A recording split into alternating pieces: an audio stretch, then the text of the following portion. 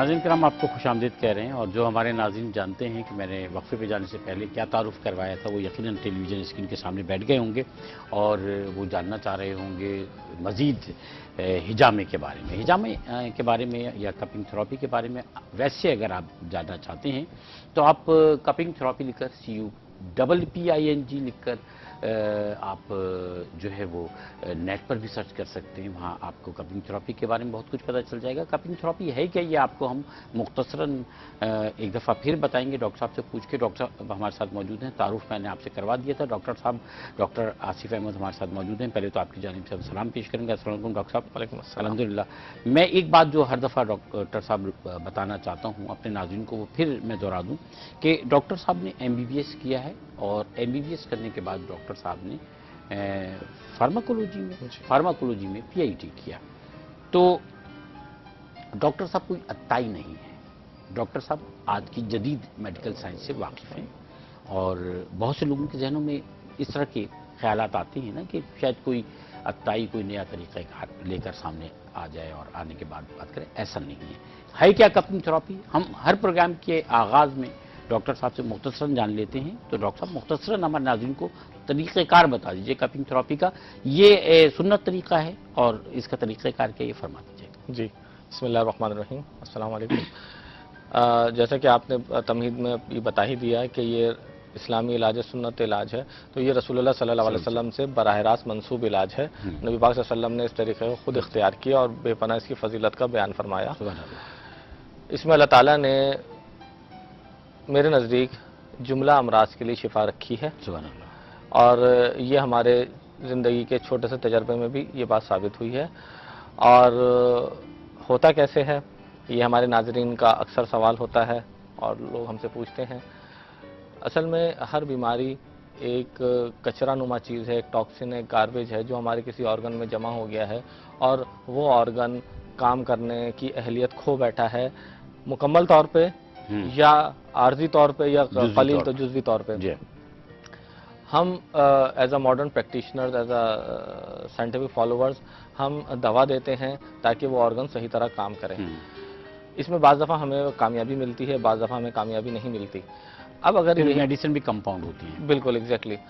اور اس پیرائی میں رسول اللہ صلی اللہ علیہ وسلم نے امت مسلمہ، نہ صرف امت مسلمہ بلکہ پوری کائنات میں رہنے والے انسان، یعنی اس کرۂ ارض پہ رہنے والے انسانوں کی رہنمائی فرمائی، اور ایک ایسا طریقہ ہمیں بتایا جس کے ذریعے یہ جو ڈیزیز پروڈیوسنگ ایجنٹ ہے، ٹاکسن ہے، کچرا ہے، جو بھی آپ اس کو نام دے دیں، اس کو نکال کے ایویکویٹ کر کے اس کو کھینچ کر باہر نکال کے پھینک دیا جاتا ہے، اور وہ عضو، وہ آرگن اس بیماری سے آزاد ہو جاتا ہے۔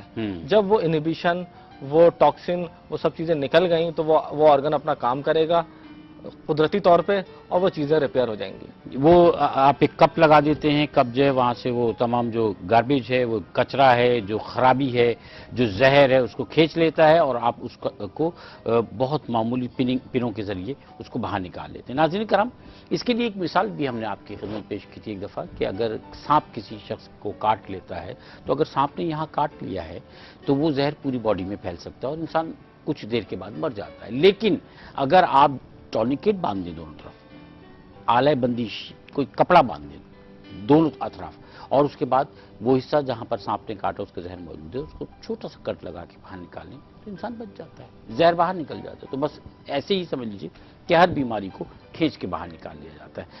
ڈاکٹر صاحب، مختلف لوگ ہیں آج بھی وہ اس کنفیوژن کے شکار ہیں کہ یہ جو کپنگ تھراپی ہے، ہجامہ ہے، اس ہجامے کا وہ جو آج کی بڑی کمپلیکیٹڈ بیماریاں ہو گئی ہیں ان کا علاج ہے یا نہیں ہے۔ ایک صاحب نے مجھ سے جاننے کی کوشش کی تھی، ان کی اس جگہ یہ جو اپر لپس اس کو ہم کہتے ہیں، یہاں پر کوئی رگ ہے، اس میں شدید پین ہوتا ہے اور اتنا زیادہ ہوتا ہے کہ وہ ناقابل برداشت ہو جاتا ہے، یہ کیا چیز ہے؟ دیکھیں، آپ نے جو کنڈیشن بیان کری ہے اور اس کے حوالے سے جو احساس ہو رہا ہے، ایک بیماری ہوتی ہے جس کو ٹرائیجیمینل نیورلجیا کہتے ہیں۔ ایک یہ اللہ تعالیٰ نے ہمارے جسم کے اندر کرینل نروز رکھے ہیں، ایک خاص قسم کے نروز ہوتے ہیں جو مختلف کام سر انجام دیتے ہیں۔ جیسے میں ابھی آپ سے بات کر رہا ہوں، میں دیکھ رہا ہوں، میرا دل دھڑک رہا ہے، تو یہ خاص قسم کے کرینل نروز جو ہیں مختلف چیزوں کو کنٹرول کرتے ہیں۔ ان میں سے ایک ففتھ نرو ہوتا ہے، اگر وہ زیادہ ایکسائٹڈ ہو جائے کسی بھی بنا پہ، چاہے اس کی ایکسائٹیشن سینٹرل ہو چاہے پیریفرل ہو، تو اس کے نتیجے میں عمومی طور پہ بڑا شدید درد ہوتا ہے، جی اور اس کی انرویشن ایک یہاں پر بھی آتی ہے، اور وہ یہاں پہ بھی سپلائی دیتا ہے چہرے کے کچھ حصوں کو، تو اس میں بڑا الیکٹرک شاک لائک پین ہوتا ہے، اور انسان بڑا بیزار ہو جاتا ہے، اس کی زندگی اجیرن ہو جاتی ہے۔ اس پیرائے میں آپ کو ایک دلچسپ واقعہ اگر آپ کی اجازت ہو تو میں بیان کروں۔ فرمائیے۔ چند سال قبل کی بات ہے کہ ہمارے پاس ایک ایسے ہی مریض آئے جن کی 1 یا 2 دن کے بعد سرجری پلان تھی۔ ان کا وہ برین اوپن ہونا تھا اور وہ نرو وہاں سے ٹرانزیکٹ کرنا تھا سرجنز نے، تو وہ ہمارے پاس آئے۔ برین اوپن ہونا تھا، برین اوپن ہو کے وہ نرو کی جو روٹ ہے وہ وہاں سے کٹ کرنی تھی۔ اچھا، یقیناً یہ سننے میں بھی بڑا بھاری ہے، اور جو کروائے اس کے لیے تو بے پناہ بھاری ہے۔ اور اس سے پہلے کہہ دیا جاتا ہے کہ آپ پیرالائز بھی ہو سکتے ہیں، اور یقیناً آن ٹیبل آپ کی ڈیتھ بھی ہو سکتی ہے، یقیناً کیونکہ برین اوپن ہو رہا ہے۔ یہ تمام جو خطرات ہیں یہ کرانے والے کو بیئر کرنا پڑتے ہیں، برداشت کرنا پڑتا ہے، اور اس پہ راضی ہونا پڑتا ہے، اس کو بھی اس کے متعلقین کو بھی۔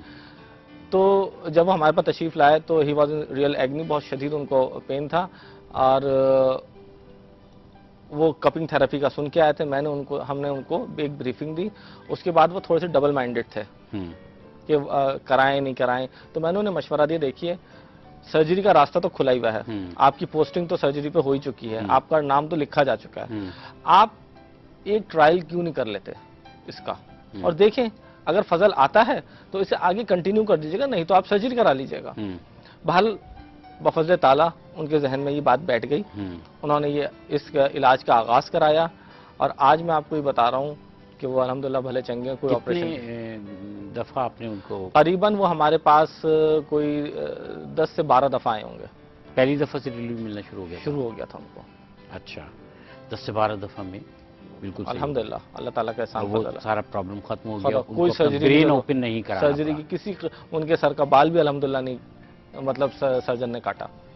اچھا، ایک دفعہ آپ نے ایک اور بات ہمیں بتائی تھی کہ ایک صاحب کے سر پہ بال دوبارہ سے اگنا شروع ہو گئے تھے۔ جی، تو باقاعدہ آپ نے کبھی ایکسپیرینس نہیں کیا، لیکن اس کا رزلٹ آپ کے سامنے آیا ہے؟ نہیں، یقیناً جو لوگ گنجپن کا شکار ہیں، میرے خیال میں اس کی عمر ہوگی قریباً کوئی 22-24 سال، تو ابھی وہ اپنا جو ہے نا اس نے حجامہ کرایا، اور وہ اپنے، اب تو چونکہ موبائلز میں کیمرے ہیں تو وہ مجھے دکھا رہا تھا کہ ڈاکٹر صاحب یہ میرا ایریا تھا جو بالکل بالڈ تھا، اور آپ دیکھیں یہاں پہ ہیئر گروتھ ہو رہی ہے۔ یہ ابھی میرے خیال میں پچھلے ہفتے کی قریباً کوئی بات ہے۔ بہت مہنگا طریقہ علاج ہے یہ تو بہت ہی آسان طریقہ علاج ہے، اور بہت ہی سستا علاج ہے۔ کتنا خرچہ ہو جاتا ہے ایک عام آدمی کا؟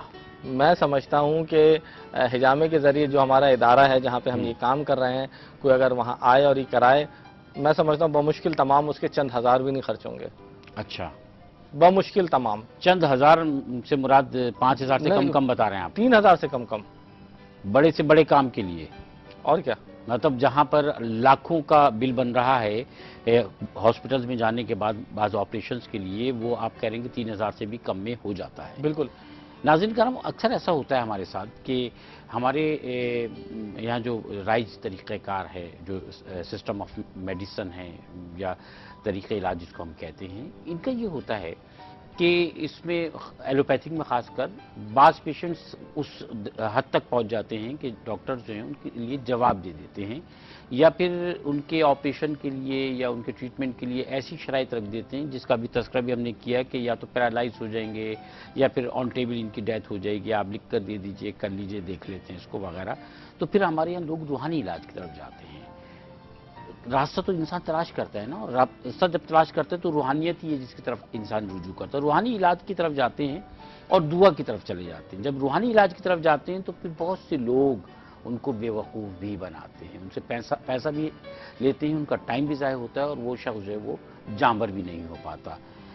لیکن اللہ تعالیٰ نے ہمیں روحانی علاج کے طور پر ایک مستند طریقہ کار آپ صلی اللہ علیہ وسلم کے توسط سے عطا فرما دیا ہے، جس پر ہم بات کریں، کپنگ تھراپی، حجامہ۔ ڈاکٹر آصف احمد ہمارے ساتھ موجود ہیں، اور ایک چھوٹے سے وقفے کا مجھے حکم ہوا ہے، حاضر ہوتے ہیں۔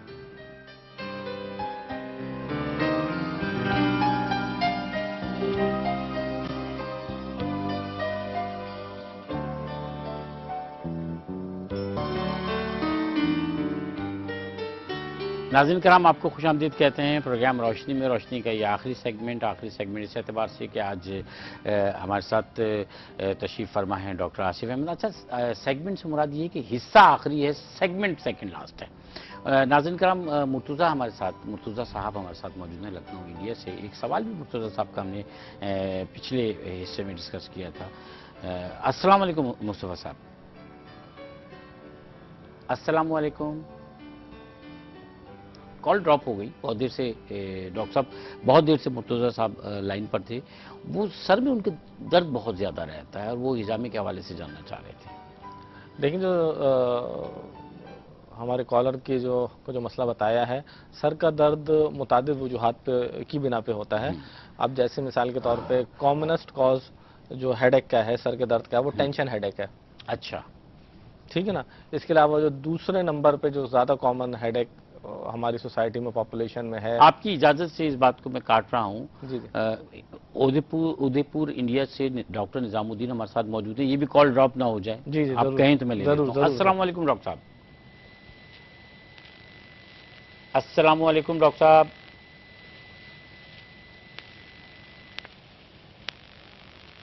अस्सलाम वालेकुम।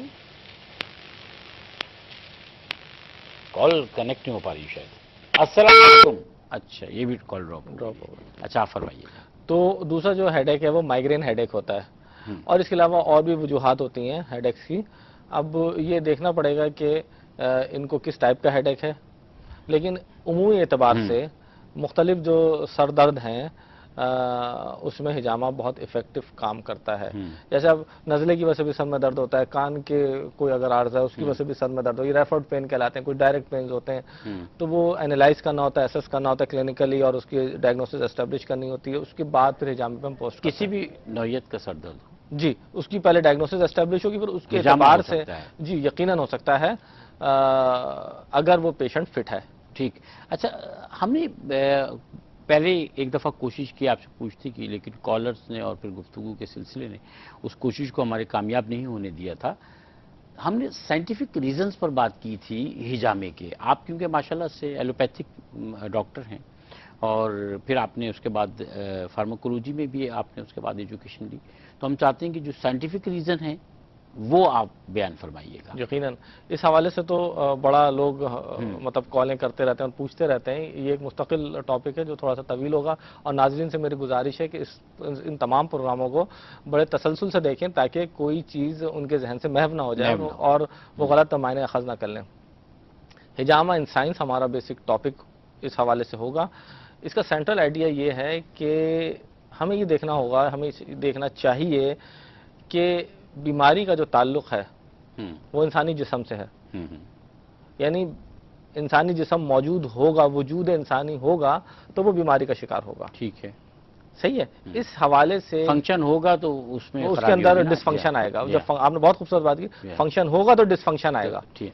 तो इस पैराए में हमें सबसे पहले ये देखना होगा कि अल्लाह ताला ने इंसान को किस तरतीब और किस तरीके पे पैदा किया। सही, पहली बात। सही। इस पैराए में हमने पिछली दफ़ा एक मिसाल दी थी जो हम पूरी उसको बयान नहीं कर सके थे। हमने ये कहा था कि अगर किसी दीवार के चटकने की हमें इत्तला हो तो हम उसको जो रिपेयर करेंगे वो सीमेंट से करेंगे। सही।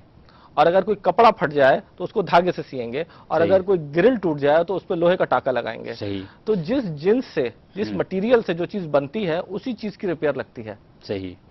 धागे का अमल ग्रिल पे नहीं होगा, और सीमेंट से ग्रिल रिपेयर नहीं होगी। ये एक जनरल कानून, उमूमी कानून है।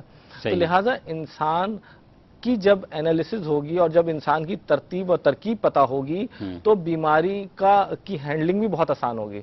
क्योंकि जब हमें कानून पता है कि इस कानून पर इंसान बना है तो उसी मटेरियल से हम उसको उस बीमारी को रिपेयर कर सकते हैं। ठीक है। ये सबसे अहम नुक्ता है जिसको हमें समझना चाहिए। यहाँ पर इस पैराए में हम आपको मॉडर्न नजरिया बताते हैं कि एलोपैथिक मेडिसिन या मॉडर्न साइंटिफिक कन्वेंशनल मेडिसिन क्या कहती है। वो ये कहती है कि इंसान मॉलिक्यूल से बना है, और मॉलिक्यूल्स जो है ना वो जुड़ते चले गए, उन्होंने ऑर्गन बनाया, ऑर्गन जुड़ते चले गए तो उन्होंने एक ह्यूमन बॉडी बना दी। तो लिहाजा जो मॉडर्न मेडिसिन है वो मॉलिक्यूल से मॉलिक्यूल को ट्रीट करती है। अच्छा। हर ड्रग एक मॉलिक्यूल है, हर ड्रग एक मॉलिक्यूल है, اور اس نظریے کے مطابق، ماڈرن ایلوپیتھک نظریے کے مطابق، جو انجری ہے، جو بیماری ہے، وہ مالیکولر ڈسفنکشن ہے، تو وہ ایک دوسرا مالیکول دیتے ہیں جو اس مالیکول کو ریپیئر کر دیتا ہے. یہ ایک جنرل ایک پرنسپل ہے. اچھا، اب ہم یہاں پر اس بات کو ہمیں دیکھنا چاہیے، محسوس کرنا چاہیے کہ جیسے میں نے کہا کہ علاج کا قانون بھی وہی ہوگا اسی جن سے کریں گے جس پہ انسان بنا ہے. ٹھیک ہے. اب ہمیں یہاں یہ دیکھنا ہے کہ انسان کو اللہ نے کیسے بنایا. یہ سب سے دلچسپ اور اہم نقطہ ہے. دیکھیں، ہر انسان کے جنرلی 3 فیزز ہوتے ہیں. اچھا. فیز 1 حیات عدم، تو وہ نہیں تھا جب اللہ تعالیٰ نے ہماری روحوں کو قائم کیا. ٹھیک ہے، یہ حیات عدم ہے. ٹھیک ہے. اس کے بعد حیات وجود، میں اور آپ بات کر رہے ہیں، یہ ہمارا حیات وجود ہے. جب اللہ تعالیٰ نے ہماری جسمانی تشکیل فرمائی اور امر کے ذریعے، اپنے حکم کے ذریعے ایک روح کا دخول کیا ہمارے جسموں میں. ٹھیک ہے. تو یہ حیات وجود ہے جس میں اور آپ اور ہم سب ابھی ہمارے ناظرین موجود ہیں. ٹھیک ہے. ایک تیسرا وجود ہے، ایک تیسرا فیز ہے جو حیات بعد الموت ہے. ٹھیک ہے.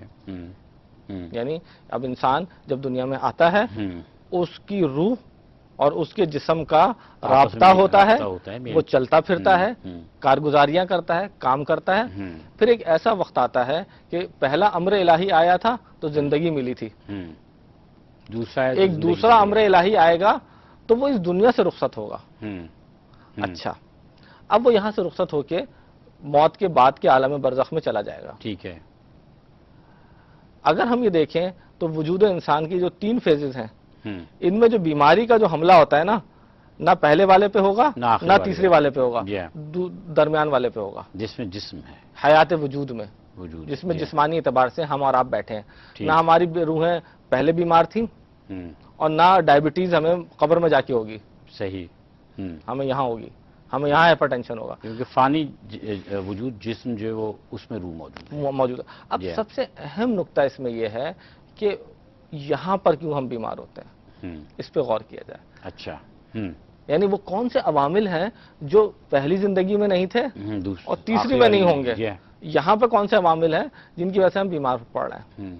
یہی اللہ تعالیٰ کا میسج ہے. قرآن کا اصل میسج یہی ہے کہ ان باتوں کو سمجھ لو، جب تم ان سے بچ جاؤ گے تو ہم تمہیں آگے بھی بچا لیں گے اور تمہیں اس دنیا میں بھی بچا لیں گے. تو زمین آسمان اور اس کے درمیان جو چیزیں موجود ہیں یہ ہمیں بیمار ڈال رہی ہیں. صحیح. یہ ہمیں بیمار ڈال رہی ہیں. صحیح. اس کی رانگ مینیپولیشن، اس کی رانگ ہینڈلنگ، یہ ہمیں بیمار ڈالتی ہے. کوئی چیز غلط استعمال کرتے ہیں، پولوشن ہو جاتا ہے. پولوشن ہے. ٹھیک ہے. اچھا، اب اس پیرائے میں سب سے اہم بات یہ ہے کہ چونکہ حجامہ ایک رحمانی اور محمدی صلی اللہ علیہ وسلم علاج ہے، اس وسیلے سے آیا، تو اب ہمیں یہ دیکھنا چاہیے کہ اللہ رب العزت نے ہماری فارمیشن کے حوالے سے ہمیں کیا اطلاع دی ہے. صحیح. کیونکہ وہاں سے جو اطلاع آئے گی رحمانی وسیلے سے، کیونکہ کریٹر، خالق جو بات اپنی مخلوق کے بارے میں بتائے گا وہ سب سے اسٹرانگ ریکمنڈیشن ہوگی. اس اسٹرانگ ریکمنڈیشن پہ اگر آپ اجازت دیں ایک وقفے کے بعد بات کر لیتے. ناظرین کرام، میں بھی بہت توجہ سے سن رہا ہوں اور مجھے یقین ہے کہ آپ بھی ہمارے ساتھ رہتے بھی اس بات کو توجہ سے سنیں. حجامہ میں استعمال ہونے والے کپس اور پمپ حاصل کرنے کے لیے عارف خان سے اس نمبر پر رابطہ قائم کریں. 098 60 51 5918 اورنگ آباد، مہاراشٹر، انڈیا. اللہ رب العزت سے دعا گو ہوں کہ مجھے اور آپ کو نبی کریم صلی اللہ علیہ وسلم والی پیاری زندگی اپنانے کی توفیق عطا فرمائے. آمین. ناظرین کرام، پروگرام کا آخری سیگمنٹ، اور آخری سیگمنٹ میں ڈاکٹر آصف احمد صاحب ہمارے ساتھ موجود ہیں. میں کہتا ہوں ڈاکٹر آصف احمد صاحب حجامے والے. تو ڈاکٹر صاحب ہمارے ساتھ موجود ہیں، اور ڈاکٹر صاحب جو ہے وہ ہمیں سائنٹیفک ریزن جو ہیں ان کو تخلیقی کائنات اور تخلیقی انسانی کے حوالے سے رب کائنات نے جو کچھ ہمیں بخشا ہے اور جو سسٹم بنا کر ہمیں دیا ہے، جس سسٹم اور جس فنکشن کے تحت ہم کام کر رہے ہیں، دنیا میں چل رہے پھر رہے ہیں، اس فنکشن پہ بات کرتے ہوئے ہمیں بتانے کی کوشش کر رہے ہیں کہ یہ سسٹم آف میڈیسن کیا ہے اور پھر اس کے بعد حجامات کیا ہے۔ جی ڈاکٹر صاحب۔ جی، اب بات یہ ہے کہ اللہ تعالیٰ نے انسان کو ایک منفرد بایولوجیکل فن پارہ بنایا ہے۔ بلا شبہ، ہم ایک چھوٹا سا اللہ تعالیٰ کی طاقت کا مظہر ہے، بلا شبہ، بہت بڑا نہیں ہے، بہت چھوٹا سا بہت ہے۔ چھوٹا، بلا شبہ، صغیر۔ اچھا، اب اللہ تعالیٰ نے انسان کے اندر بایولوجیکل سائنسز کا قانون رکھا ہے، اس قانون پہ اللہ تعالیٰ نے ہمیں بنایا ہے۔ صحیح۔ جب یہ بایولوجیکل سائنسز ان بیلنس کا شکار ہوتی ہیں تو انسان کو در حقیقت بیماری کا احساس ہوتا ہے۔ صحیح۔ وہ ان بیلنس ہماری ماڈرن لینگویج میں اور یا عام فہم میں بیماری کہلاتی ہے۔ صحیح۔ تو اب اس کے لیے ضروری یہ ہے کہ اگر جب ریپیئر کا پروسیجر ہو، علاج کا پروسیجر ہو، تو یہ جو بایولوجیکل سائنسز کا ڈس بیلنس ہے یا ان بیلنس، اگر ہم اس کو بیلنس میں لے آئیں تو بیماری ریپیئر ہو جائے گی۔ ٹھیک ہے۔ ٹھیک ہے نا؟ اس پیرائی میں اس بات کو سمجھنا بہت ضروری ہے کہ یہ کائنات جو ہے نا ایک بہت بڑا کنٹینر ہے۔ اچھا، کنٹینر ہے۔ ایک کنٹینر ہے، یہ کائنات ایک کنٹینر ہے۔ ہوں، اس کے باہر اور اس کے اندر، اس کے اندر تو ہم ہیں لیکن اس کے اندر اور باہر اللہ کی ذات ہے۔ بلا شبہ، اللہ تعالیٰ اس کائناتی کنٹینر سے باہر بھی ہیں، اور اندر بھی، بلا اس شبہ۔ کائناتی کنٹینر کے اندر یہ سورج بھی ہے، یہ چاند بھی ہیں، یہ سیارے بھی ہیں، یہ شہاب ثاقب یہ بھی ہیں، پورا جو سسٹم ہے، ہم اس سسٹم کے اندر گیلیکسیز ہیں، اور اس سسٹم سے باہر بھی اللہ تعالیٰ کی ذات ہے، بلا شبہ۔ ٹھیک ہے نا؟ ٹھیک ہے۔ تو اللہ تعالیٰ نے اپنے قوت تخلیق سے، اپنی قوت ادراک سے اللہ تعالیٰ کو سب پتہ ہے جو ہمیں نہیں پتا، اور ہم کبھی پتہ لگا بھی نہیں سکتے۔ صحیح۔ آئی گارنٹی ہو، انسان کی جو تخلیق ہے اور اس کائنات کی جو تخلیق ہے وہ سائنسی اصولوں پہ کی ہے۔ آج ہم جس سائنس کی بات کرتے ہیں یہ میری اور آپ کی بنائی ہوئی تھوڑی ہے، اللہ تعالیٰ کی بنائی ہوئی، بلا شبہ۔ ان قوانین کو، ان سائنسی قوانین کو اللہ نے بنایا ہے۔ یہ سب سے اہم بات ہے۔ ہم تو صرف اس میں ریسرچ کر رہے ہیں، اس کو صرف چھان پھٹک کر رہے ہیں، اس کو کھول کے پڑھنے کی کوشش کر رہے ہیں، ان کتابوں میں کیا لکھا ہے سائنس کی، بلا شبہ۔ عقل کی کتابوں میں کیا لکھا ہے، فہم کی کتابوں میں کیا لکھا ہے، اس میں ہماری کوئی اوقات نہیں ہے۔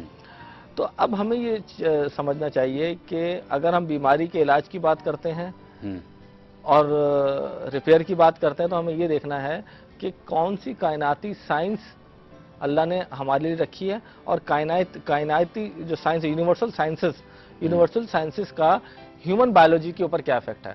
اچھا۔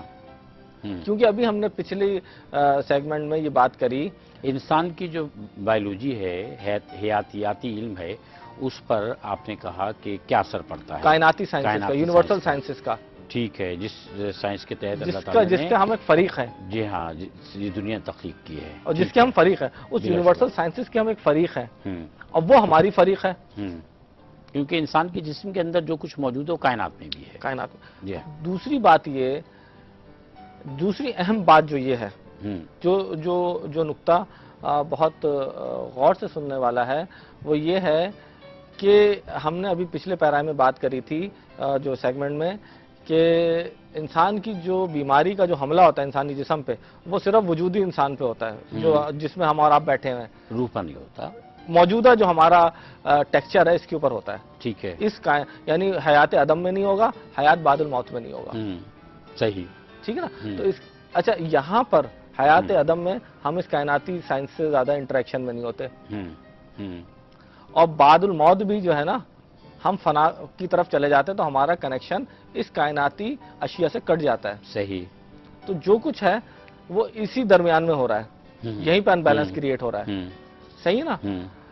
اور آپ نے جو ایک بات کہی، بڑی خوبصورت بات کہی، جس کا آپ کو خود شاید اندازہ ہوگا یقیناً، آپ نے کہا کہ جو کچھ ہمارے اندر ہے وہ کائنات میں ہے۔ یہ آپ نے ابھی ایک لمحے پہلے کہی۔ دیکھیں یہ بہت بڑی بات ہے، ایک بہت بڑا فہم ہے۔ دیکھیں انسان کے جسم کے اندر وہی تمام اجزاء موجود ہیں جو اس زمین کے ہیں، بلا شبہ ہیں، صرف اس زمین کے ہیں، صرف اس زمین کے ہیں۔ آپ اپنے باڈی کو سائنٹیفک انالیسس سے گزاریں. آپ کو کیلشیم ملے گا, آپ کو آئرن ملے گا, آپ کو پروٹین ملے گا, آپ کو کاربوہائیڈریٹ ملے گا, آپ کو یہ ملے گا, آپ کو وہ مٹی ملے سے گا, بنے نا, اور آپ کو یہ تمام چیزیں اپنی مٹی میں ملے گی. مٹی سے بنے نا, بالکل مٹی اور سے. مٹی میں پانی بھی ہے. اب میں ایک آپ کو اپنا ایک تجزیہ بیان کروں. میرے والد صاحب کا قریباً 7-8 سال پہلے انتقال ہوا, تو انہوں نے ہم گھر کی چھت کے اوپر کچھ گملے رکھے تھے. اچھا, وہ ان کو ایک باغبانی کا شوق تھا, وہ کرتے تھے. تو جہاں وراثت میں اولاد کو سب چیزیں ملتی ہیں, وہاں دیکھ بھال کی بھی وراثت ہوتی ہے اصل میں, کچھ عادات بھی ملتے ہیں, عادات بھی ملتی ہیں. تو اچھے قرینے ملتے ہیں. ان کے جانے کے بعد جو ہے یہ ذمہ داری مجھ پہ آئی کہ میں ان پلانٹس کو دیکھ بھال کروں. میں نے کرنا شروع کیا, اور اس کو کرتے کرتے چند سال گزر گئے.